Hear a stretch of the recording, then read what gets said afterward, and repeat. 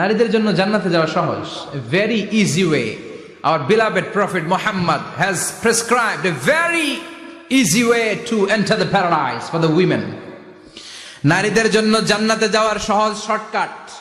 মায়েরা আবার কান খাড়া করেন খরগোশের মতো, শর্টকাট বলে দিয়ে যাই। আল মারআতু ইযা সাল্লাত খামসাহা, বিশ্বনবী ফরমান, চারটা কাজ যে নারী দুনিয়ার বুকে করবে ওই নারীর জন্য জান্নাতের 8টা দরজা খুলে দিবে কে? আল্লাহ।